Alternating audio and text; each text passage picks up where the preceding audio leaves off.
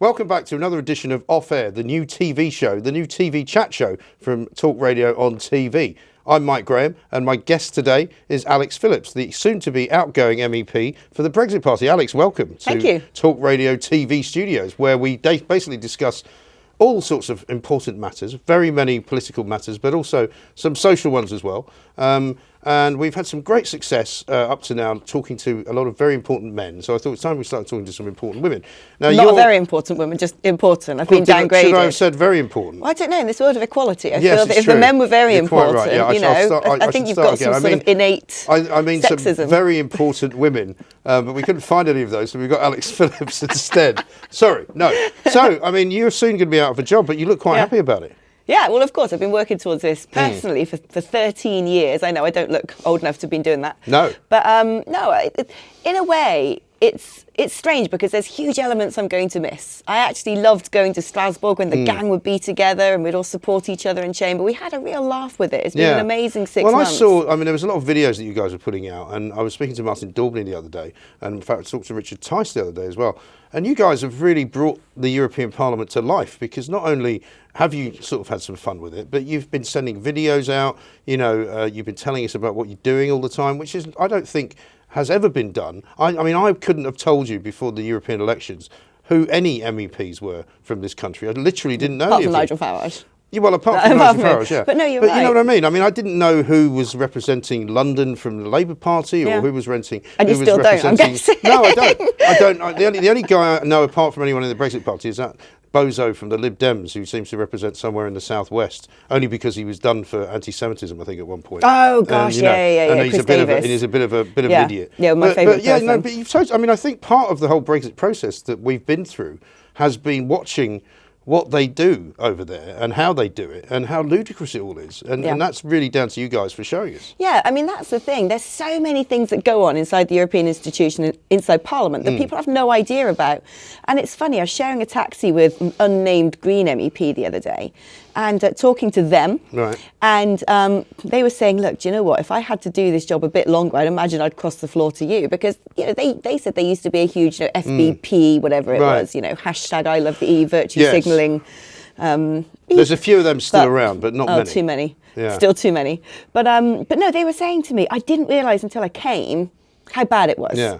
How you can't get anything done. How actually it's rigged up to make sure that the EU always gets its own way, from the appointment of the president to, I mean, they were supposed to have this system, the Spitzenkandidaten system, for appointing the next EU commissioner to replace Jean-Claude Juncker. Right. And they're supposed to be elected by the Parliament, and a series of hustings were being held. Then all of a sudden at the last minute, no, not possible, because this person has to have the job instead. And we ended up with von der Leyen, who frankly is a hated politician back in Germany. She did her defence secretary role abysmally. Right. But that's the other thing. It's the only Parliament, it seems to me, in the world where the people who are actually elected to represent the countries that are there have pretty much no say in what happens. No, and it's pointless. You can't propose legislation. You can sit and have a talking shop, a load of hot air, amend legislation. But the people who make the legislation, the Commission, I don't think I know a single European Commissioner, really. Yeah. I mean, there's bloody thousands of them, and they're sitting there churning out legislation. And you should see the voting.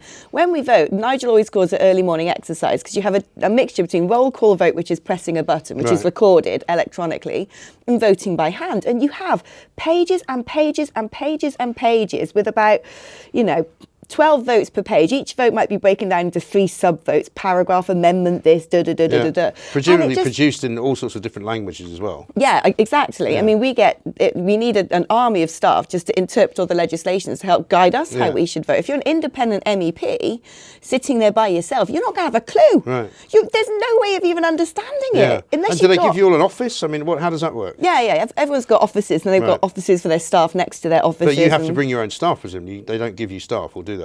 There's a load of people who, at the end of every sort of term, are floating around who've worked for previous MEPs who sort of say, I know the inside out of the institutions. Right. So it's up to you, really, whether you pick one of the stragglers. Because effectively, the civil servants are running the place. It's a bit like sort of democracy tipped on its head, isn't it? So you've got basically Whitehall and all the people who run the Department of Defence running government. Yeah. And it's completely It's a very odd impenetrable. model, isn't it? It's completely How impenetrable. is it that we didn't really know anything like this stuff before you guys went there? Because that's how I feel. Because I think the European Union are very clever in how they disseminate information about themselves. You just have to go into their so-called parliamentarium or the History of Europe house to see how they're complete revisionists, how they will put forward something which is just, just nonsense, utter baloney. It's a bit like the line they constantly peddle, which is the EU's responsible for the end of the Second World War and peace in Europe. Yeah. And you think, really? Like, Well, that's all explain that to me. guff that Femi comes out with. When Oh, Femi God, I came know. in, and I literally, tore him a new one, which he's never recovered from, by the way. He started during the election campaign, I see, taking his clothes off and running around I know. dressed in shorts only, saying that he wasn't going to be put off by the weather. And it was all very odd. But, I said to him, so the Second World War ended when? 1945. And the European Union was formed when? 1973-ish. Or two-ish. I said, yeah. So how many wars between 1945 and 1972? None.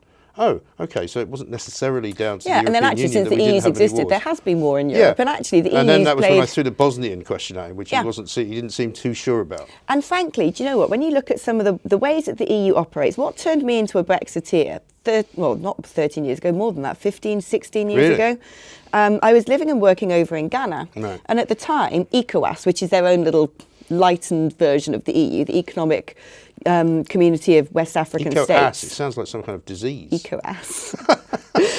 ECOWAS. Yes. ECOWAS was signing an EPA with the EU. That's a load of acronyms for you, which are basically an economic partnership agreement, which is a precursor for a free trade agreement. And to cut a long story short, the negotiations being conducted by the EU, they're basically going to all the smaller countries going, well, unless you sign this, no aid for you. And, peeling them off one by one. And Ghana was saying, come on, you want to scrap all tariffs on our raw materials. Yeah. And yet if we want to, grind our chocolate into cocoa powder, let alone make it into a chocolate bar and sell it into Europe, the tariff's about 60%. Right. And Ghana were digging their heels in to the extent that the EU actually sacked the African negotiator and replaced it with an EU negotiator. So the EU negotiated with the EU on those trade deals. And what you've ended up with, I've lived in Africa lots. I've lived in Ghana, I've lived in Cameroon, Nigeria, Kenya, I've lived in India. And I've seen this in all of those developing world Commonwealth countries. As soon as they enter into a partnership with the EU, first thing, we want fish. They fish the waters so hard that when the smaller fishermen who self-sustain, entire communities are dependent upon these guys going out in little dhows with their nets, generations of expertise where the shoals of fish are going to be. There's nothing there for them to fish. So what do? Piracy. And at the same time, you can even relate Ebola back to that particular crisis, because in the sort of central parts of sub-Saharan Africa, they often use dried fish as protein to mix into stews and so on and so forth. And the dried fish stopped coming because the fishing stocks had just disappeared. So they started getting bushmeat. So they haven't just bushmeat, taken Ebola. all the fish out of British waters, and they've been basically taking them out of everybody's waters. What they do. How do they get away with it, though? I don't know. I think because they have this, basically what the EU is to me is a one-stop shop corporate cartel, where if you're Honda, or if you're Goldman Sachs, or if you're Pfizer, or if you're Unilever, you can go there, be one of 30,000 corporate lobbyists, speak to these commissioners who make the legislation, and make sure that, all of these bendy banana-esque rules, the non-tariff barriers are in place, and then the tariff barriers as well, to prevent any produce goods from the developing world coming and interfering with the European market is deeply protectionist. So one of the biggest exporters of coffee in the world is Germany. And they don't grow a single coffee plant. Well, this is what we learned about the olive oil business, because Greece apparently went more or less out of the business of making olive oil because it was too expensive for them to make it and sell it into the European Union. And the European Union instead, in Germany, I understand, started exporting olive oil to Greece. This is exactly what they do. And that's precisely what shouldn't be happening. Yeah, so in Ghana, it was amazing when I was living there. Every single debate, I was working as a journalist, and every debate was about this. And Ghanaians were up in arms saying, it's totally wrong. They're going to cut all the tariffs off our raw materials. And Ghana exports so much stuff like coffee, chocolate, fruits, fish, copper wiring. They wanted to cut tariffs off that so they could essentially go into the West African larder, take what they want, but at the same time open markets to dump excess produce from Eastern Europe and so on and so forth, whether it be frozen chicken, bags of rice, sugar, milk, dump it back in Ghana. And you have crises like the Nestle milk formula crisis as well. All of these things have often been enabled by, shady characters behind closed doors in Brussels. And, when people talk about, oh, it's the biggest market in the world, oh, we should stay in the single market, oh, the opportunities. It's a bully boy. Yeah, it sounds like not fair. It sounds more like a black market. It sounds more like a business which is run by people with sort of menaces. If you don't do it this way, we will tell you exactly what's going to happen next and we'll ruin you. Yeah. I mean, that's what it sounds like. Yeah, and basically they have this way. So presumably now as the UK, we will be able to deal with Ghana outside of the EU directly in a much fairer way, which they will actually prefer. Well, that's my opinion. Yeah, I really hope so. And I think, not just Ghana, but India, all countries. I mean, every other country in the world that's not in the EU, we can now say, let's trade with you properly. Because let's remember, we're a country that actually imports everything. We don't really manufacture much stuff. And even the stuff we did manufacture, a lot of it, and with EU grants, has been moved to Eastern Europe anyway. Yes. Marmite's not made here, Twining's tea's not here. Everything that we did used to manufacture is largely, shipped out anyway, thanks to the EU. But also, we kept being told. I mean, there's a great many things that we were told, which are now, as we go closer to Brexit, are we going to find out are not true. We had a story just today, I think, over 1,000 financial firms are going to move into London post-Brexit, creating thousands of new jobs, because this is where they want to be. The financial centre of the world is still going to be in London. We've also been told for years that, you won't be able to negotiate a trade deal. Look how long it takes the European Union to do it. It took them 20 years to do a trade deal with Canada. Well, if I was working for the European Union, I'd say, why is it taking you 20 years to do a trade deal? Get your skates on and do it quicker.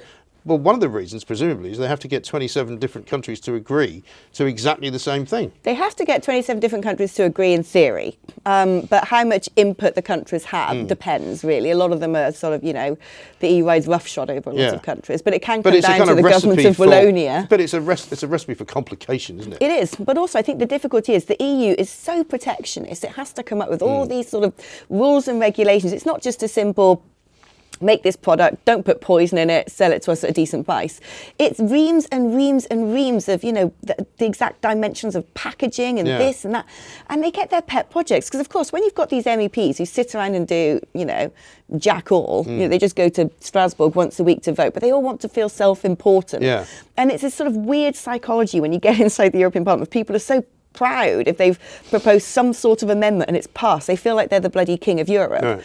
And so you've got all these busybodies, Jobsworths, coming up with nonsense all the livelong day. Right. And so this nonsense then becomes legislation. And it just becomes, if we end up following EU regulations, we won't trade with anybody. And it kind of operates in this weird netherworld as well, because I don't think the British Parliament pays much attention to it. I mean, now probably even less so. But I don't recall really ever, I've been in this business a long time. I don't ever remember really having a proper conversation with anyone about what the European Union actually does. Yeah. This is probably the first time. And the various other conversations that you and I have had and other Brexit Party members have had and that Nigel Farage has spoken about, that you actually get a handle on how hopeless this organisation really is. But it's not just hopeless. It is anti-democratic. Not undemocratic, but deliberately made to be anti-democratic.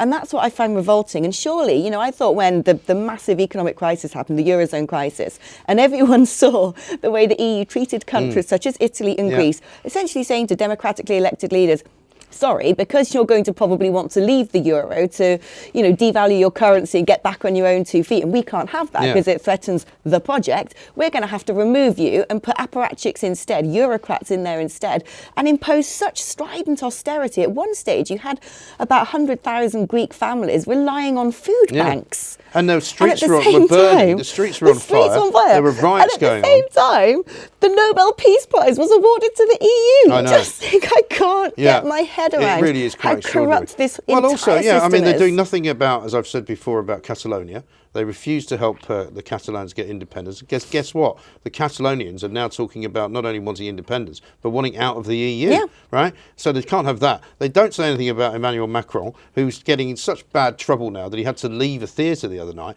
because there was a big protest going on outside it. And, the guy's so unpopular that they've had I think it's something like 13 months now of these Gilets jaunes riots. If you have someone stand up in the European Parliament, or even, as we discovered the other day, put a little national flag on your desk to say, this is the country I represent. In the European Union of what? Is it not the European Union of nations? Yes. It's not a bloody union if you can't have a national flag. No, just call it Europe. Just call it, Keep it Europe, take over thing. the whole continent, call yourself a country and be done with it. But this is the thing. I mean, I think this is now the beginning of something very, very different, not just in Britain, but in Europe, because I think there's going to be an awful lot of countries, and you will probably tell me you've spoken to politicians from those countries, who are not that keen, not only on the EU as it currently is, but without Britain in it, it becomes a much different kettle of fish, doesn't it? Well, this is the bizarre thing, actually, because there are a load of Eurosceptic politicians. I'm mates of most of them, as you'd imagine. They're all the best people, by the way. They're the best looking, the funniest, the cleverest. They really are. They genuinely are. Our little sliver of Parliament's got some absolute legends in there. You've got Marco Zanni, who leads the ID group, who, of course, are, constantly reviled and ridiculed because they're supposed to be, super nationalists and obviously racists and this, that, and the other. Far These people, right, presumably they're called, right? Marco Zanni stands up and makes amazing speeches. There's a good friend of mine, Laura Huhtasaari, who's she wants Finnish, whatever you might call it. She's gorgeous. She's incredible, so intelligent, has so much to offer. There's some incredible Italian people in Liga. Of course, they're chastised as far right and nationalists. And I just think it's got to stop. Yeah. What you have on one side, 2/3 of the parliament, you have these rabid people, tug your forelock, obsessed with the project, love getting the limo, champagne socialists. You haven't got a bloody clue how the real world works. Right. And then you've got this little sliver of common sense politics, ordinary, decent, hardworking, intelligent people. And yet, when it comes to getting chairmanships of committees, for instance, which is one of the only areas where MEPs can actually do something about legislation, which is read it, discuss it, propose amendments to go back to the Commission for them to say, bugger off, basically. Those committees are chaired, and the chair determines, who gets to speak and all the rest of it. Not a single chairmanship goes to anybody who's Eurosceptic. It's stitched up behind the scenes. The committee vote on it. Well, it's almost like a cult, isn't it, now? It is.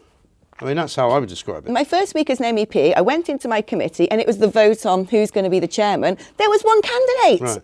There was one candidate. And this guy, so he runs the development committee, and they have, I don't know the quantity, but a huge budget, one of the biggest budgets for developmental aid in the world, if not the biggest budgets for developmental aid in the world.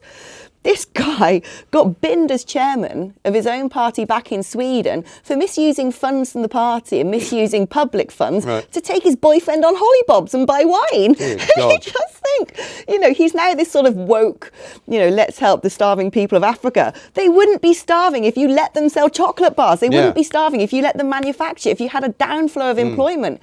If you said, okay, you've been locked in agrarian toil for your whole life, basically, so Europeans... they'd rather do a deal which is detrimental to the people so that they can send them aid. And then bung them some aid. Then they can send them aid. Yeah, I mean, the way I look at it... It all comes out of the same pot. The way I look at it, basically, once upon a time, Europeans went over to countries in Africa, for example, and said, we want your resources and we want your human resources. Yeah. And they put both on, horrible, repugnant slave ships, took them to the New World and, became rich off the back of that. Yeah. But they're doing the same thing in Africa. They just don't use the boats anymore. Right. They just say, enslave them where they are. Yeah, we want all of this produce. We want you to do back-breaking work in the fields for terrible wages. Oh, but please, can we actually make a chocolate bar? I want to work in marketing. I want to be an engineer. I want to, be a trade negotiator. I want to be a corporal. No need. No need for all of that. You just stay picking things in fields. Yeah, shocking. It's messed up. But again, we don't know much about this stuff because, we don't really get told about it. We assume the EU operates purely and simply for the good of the European Union. That's the assumption. And I know. Well, it does work for the good of Europe and the big manufacturers in Europe. Of course it does. That is exactly who it works for. It doesn't work for the good of the world. Yeah. Anyone who thinks this is a benign and benevolent... But it doesn't exactly work for the good of the people in Europe. If the number of people in Europe revolting against the governments that they have, which are very pro-Europe and pro the EU concept, are not very happy. Yeah. I mean, in Germany, in Greece, in Spain, in France, Poland's in Italy, a big one in at the Poland, moment. in Hungary, in Britain. Czech Republic. Let's say that's everywhere. 9. That's 9. That's a third of the countries we've just named off the top of our heads. Who want out. Who want out of the operation and who don't want any part of it. It's extraordinary. I only found out today because somebody called me up and told me that the BBC, which has just lost its Director General, very carelessly, I would say. I mean, they're going to pick another one. He's not going yet, but it's part of this new kind of, I'm going to step back from my role. Are they going to have an all-female shortlist, do you reckon? Well, I presume so, yeah. I'm going to get old Jess Phillips to ask them to pass the microphone to her. Well, I might have a job. Maybe I should go. You should go for it, definitely. Yeah. Can you imagine? The idea of anybody pro I would ban Brexit. Greta Thunberg being reported on for a start. Yes, she's absolutely. gone. Don't want any of that. She's at Davos. She's actually been invited by the people that run Davos to go to Davos. I'm sorry, but I can't get my head around how this schoolgirl, who I don't even know if she's got equivalent of GCSEs yet, is telling world leaders what to do. Yeah, I know. It's perverse. And everyone who is on her side says, "Oh, you can't criticise her. She's a girl." Right, okay, so she's a girl, but we have to listen to everything that she says and believe it, do we? Is that what you're telling me? I always think, has she got magic powers? Because I can't understand how she goes and tells world leaders and he's reasonably bright, but I wouldn't do what he told me to do just because he told me to do it. I think with Gretty, just give a little knuckle rub on the head and then climate change starts to reverse. That's it. I'm hoping that she runs into Trump again, because Trump's going to turn up there and presumably she'll give him another scowl. Do you know what? When you look at them both scowling, they've actually got a similar sort of physiognomy of their, You may be onto something there. But the BBC, it turns out, get a grant of money from the EU, which I didn't know, which comes in the form of it's sort of technological aid, because they can't be given a grant for their editorial work, but what they can do is, so they've set up some organisation which does research into technology, and they get not massive amounts of money, but a few million quid from the EU. And of course, they never said that. I've never heard anyone from the BBC declaring that interest. But there's actually, you can go on to, the EU has a website where, you can see who they give money to and all these different companies and charities and organisations. You'd be amazed at how many people are taking backhanders. Yeah, well, I probably wouldn't actually, but I think those are the kinds of things we need to know. It may be a subject of a future show. Next time you cross the channel, go onto the BBC News app, because the BBC News website, BBC News app, suddenly has adverts on it as soon as you're out of the UK. Right. Yeah. They carry adverts when you're abroad. Right. And usually when you go into Brussels, the adverts that pop up are, come visit the European Parliament Museum. Is that right? Yeah. Well, I suppose that's part of BBC World then, isn't it? So that's how they can get around it. So that's also a bit of funding that goes on. But I mean, as far as the whole kind of next 2 weeks is concerned, you are in and out of the Parliament, I suppose. Are you physically going to be voting on the Brexit withdrawal bill at some point during that period? Yeah, I think it's going to be the 28th or 29th. Right. Scheduled for the 28th, I think, but it could slip back to the 29th. So you're going to be back in time for the Big Ben Bunga world. party. So Parliament Square, I was talking to Richard Tice about it. It's bigger than my wedding day, do you know what I mean? This is the one. Absolutely right. It doesn't look like there's going to be a Big Ben Bong, but it doesn't really matter, because you just play a recording of the Big Ben Bong and everyone will be happy, won't they? I just like saying it a lot, so, I just keep saying it. I mean, look, I there's always rules and regulations. Oh, we can't take public money to do this. Just, you can. Yeah, I know. You probably could. Just have a quick debate about it in Parliament, change that rule, done. Make it every time somebody came up with a new version of how they could get it done, no. They come up with another excuse as to why they can't do it. It's absolute madness. And I mean, the latest business of John Bercow being elevated to the House of Lords, I'm sure that, you might have a rather negative view of that. But the House of Lords in general, moving to York, what about that? Oh, God, don't even get me started on that. It's ridiculous. It is ridiculous. If he didn't get elevated to the House of Lords, normally the Speaker does automatically. It'd be the first time in 230 years it didn't happen.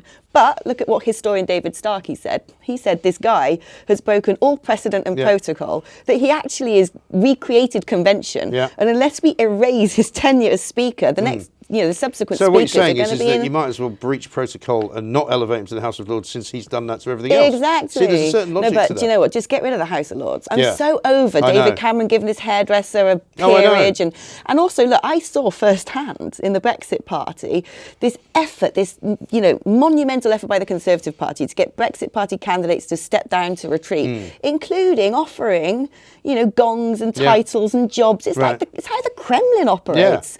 And if you don't have a House of Lords that political parties appoint people, you don't have powers of patronage, and that's got to be a good thing in society. I mean, I say, great, let's have more people like Robert Winston. Let's have people who are academic professionals, manufacturing bigwigs, people who have got real life experience and who are massive talents and who are not politicians. But the trouble is, with any form of appointment, you're going to have problems, aren't you? Because, there might be two different doctors that you want to put in, and because Robert Winston happens to know somebody that's more important than the other guy, this is then he's going to get in. If a political party has the right to appoint the people, they're going to appoint people from their club, people who might have donated, people who have helped this. They're not going to suddenly go to someone the other side of the political spectrum who might be a genius, an absolute talent. Come on, we want you in. And of course, we know that both parties use the appointments into the House of Lords to flood the benches, the red benches, of people who are going to just rubber stamp their legislation. And that's what's happened. There's more Lib Dems in there than you can shake a stick at, and they've only got 11 MPs now. Moving it to York, what's that going to do? I know.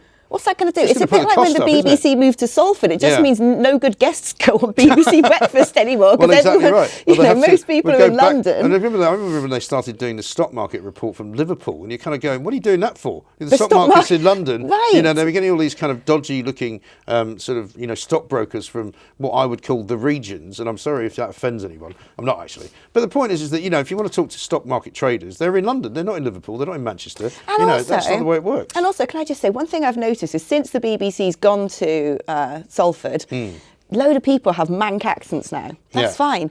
Why didn't they move it to Bristol? I never hear a bloody person on TV who talks a bit like this. No. Like where I come from. Is that where you're from? That's where I'm from. Bristol. From Gloucester. Do you No, know I'm that from Bristol Gloucester. was named today as the place where the most cocaine per head is consumed?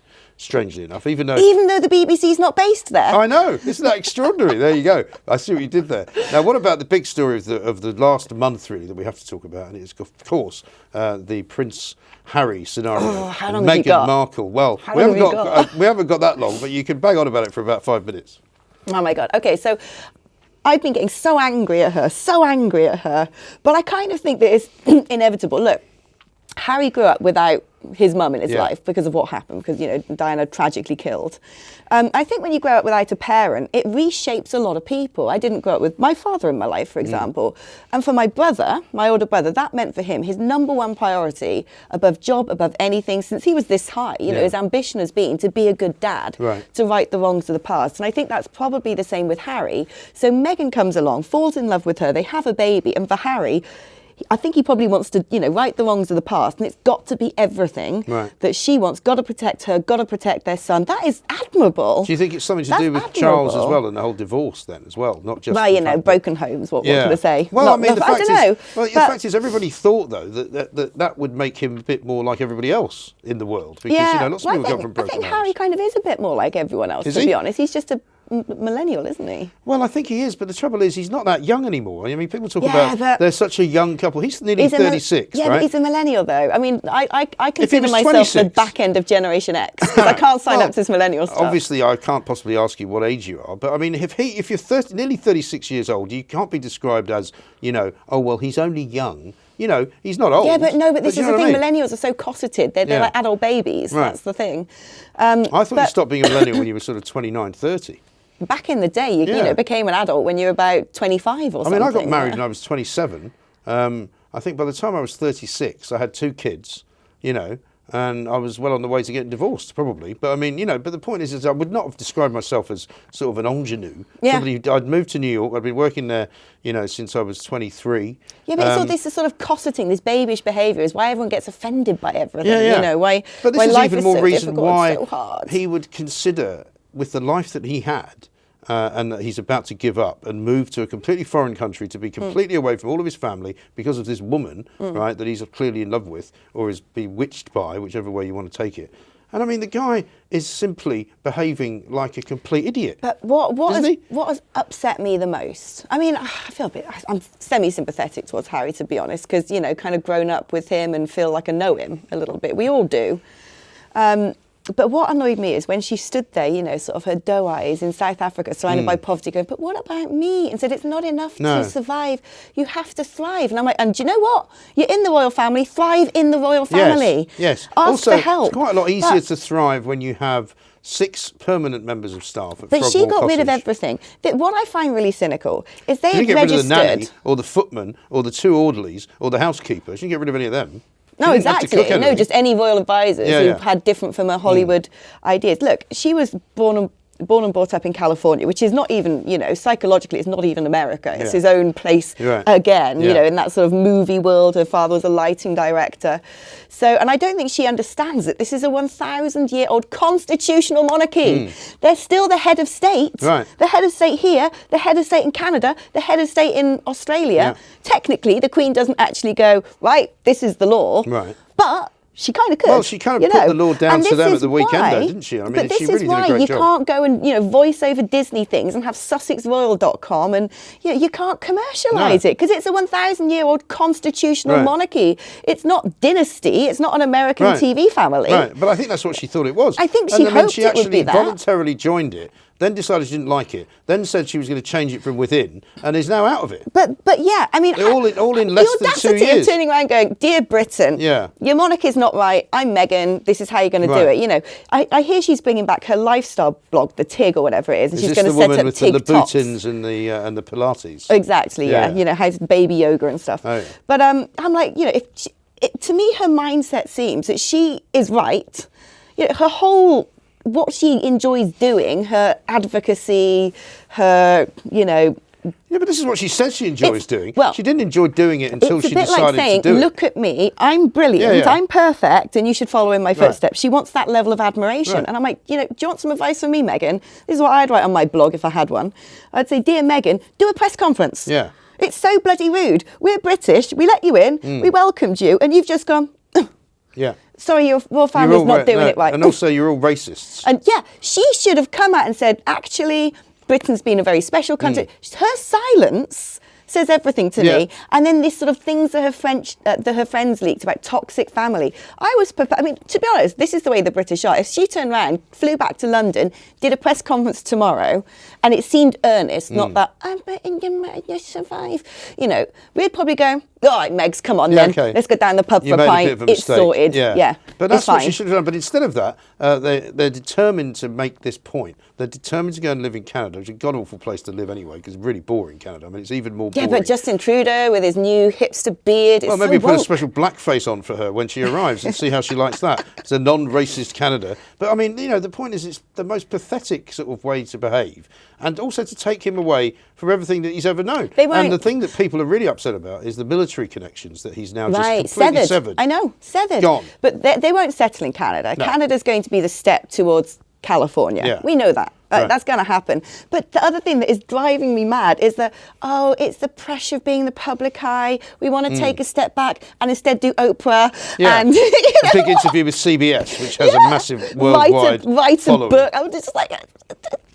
Also, the first thing she does when she gets to Vancouver Island is gets pictured getting out of a seaplane, which was obviously prearranged. She then goes to see some women's refuge somewhere in Vancouver. But doesn't actually see the women in the refuge. No. To tell them all about how climate change is destroying the world. Oh yeah, climate change adversely affects women. I forgot that. Apparently so, yeah. Apparently women of colour in particular. And it's just, I mean, it's just one thing after another. And then you know, on Sunday night, Prince Harry gets up and declares that he's sad to be leaving the UK, which will always be his home. Well, it won't actually, because people here will... I mean, you're right. If she did come back and do that, they might forgive her. But now they won't forgive them, and they won't be wanted back here. My view is when you're in a partnership with someone, when you're in a relationship, you actually support and help each other. Yeah. And this whole not enough to survive but thrive, she should be helping him to fulfill his She's convinced him role. That he's got some kind of damaged psyche. I think that's what she's done. And so she's literally picked off every single friend that he's ever had. She's now picked off his brother, his father, his grandmother, and she's just left him with her. That's it. He has no other friends. He's going to be in Canada with no mates. He's going to have no one to go to the pub with. He's going to have no one to talk to. All he's going to do is every time he looks around is see her. Yeah. That's it. And that's not healthy for any relationship. Yeah, I mean, the thing is, will that actually make a relationship that goes on forever and they'll just become so insular and so sort of, you know, Siamese twin-like? Or is it going to just go kaboom? I don't know. I don't see her as being in anything for the long haul. And I think if she sees something shiny over there, she has to go and get it. I did get the impression from what I've read, or everything we're talking about are things that we've read. Yeah. That's it. But, you know, we're both but I talk to a lot of people who know the people around some of these guys, like the royal journalists who are good friends of mine, you know, and it's not just hearsay. Right, I was going to say, we both work in media and we know that, you know, when people say, oh, it's a lie in the newspaper, you can't just you can't make stuff up. You can't, you know, it has a basis. Tom Bradby's piece was very telling for me in the Sunday Times. Tom Bradby, the guy who did the interview in South Africa, the ITN correspondent, and he wrote clearly with their blessing the threat that they would go to a US anchor, probably the CBS woman who's a friend of hers, and tell the story. I.e., you know, that they were bullied, that there was racism, that there was this ridiculous kind of old-fashioned, you know, completely unwoke family who couldn't like her because she was black. The idea that the royal family is racist when the Queen is the head of the Commonwealth and the royal family spend their lives travelling around all four corners of the planet, you know, the Commonwealth diaspora. The idea that is somehow racist is just nonsensical. Exactly. And I've said this before, if you want to find racists, you go to America. There's Like, plenty of do you them know there. what royalty has done throughout history? Royalty throughout history. You know, you've had the King of Spain marry the Queen of England and the Prince of Denmark marry off his son to the something of North. Throughout history, royalty and the marriages of royalty have been used to bring countries together. And that's what royal families still do today. Right. You know, the royal family are ambassadors to this nation, and they go and hang out with other royal families or go speak in parliaments or whatever. And it brings countries together. That is the purpose of royalty. It's not an inward-looking, just the UK thing. It's a global brand. And the UK royal family is the biggest royal global brand and they've going. basically just opted out of it. And they've opted out of it. Because they've I misplayed think their hand. she wanted it. I think she Oh, saw I think herself she as did. like Oh, Princess totally. Grace of Monaco Yeah. or something. Yeah, You know, yeah. she wanted to be a princess, fairy tale, you know, wedding and all the rest of it. And then at the same time, you know, become a big movie actress, make millions, you know, this wonderland life. And as soon as they sort of like, well, we got protocol, you have to wear a hat. Yeah. Oh, we got protocol, you have to stand like this. Well, sorry, you can't actually, you know, go off and play a character who flashes their buttocks on television anymore. Not You have cool. to go to church Because, with Prince Andrew.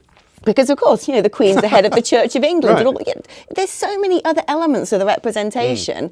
And I think she just thought it was going to be just, this incredible opportunity to promote herself and live this fairy tale life. And as soon as she found that she was in any way restricted, instead of saying, sorry, I didn't read my history books, didn't realise that, you know, women have been beheaded, men have died on battlefields for this thing to exist today. Instead of reading her history books and understanding what a constitutional monarchy is and why it's so important to us Brits, she's decided it's wrong. Yeah, I know. Just wrong. Just unbelievable. I think they should have taken the chance when they had it to just say, I don't think this is a great idea, Harry. I really think you want to give Well, it a couple apparently of didn't years. William, they say well, they... that's supposedly how they fell Yeah. out, isn't it? Because William said, you know, I don't think this is a good idea. And he never got over it. But like I said, you know, if Meghan is watching this, let's assume that she is. She's just surfing YouTube. She's surfing. Looking No, but for I heard that stuff. she likes reading everything about herself. Oh, yeah. So if you put enough tags on the Yeah, yeah. YouTube channel, she might watch it. Yeah. I just want to say, Meghan, listen, love, just bob on over, bob back, yeah? Let's go down the Westminster Arms, do a little press conference and say, Britain, sorry, I do love you, and would you have me back? And we will say yes. We will, because actually having we're a a bit bad like day. that. We'll bitch about you right Yeah. now, but if you want to come back, we're nice There you go. people. We're Well, you just can't like, say come on. fairer than that. Meghan Markle gets offered the chance to return to Britain by Alex, who is, of course, speaking for the nation. This has been Off Air. We'll see you next week.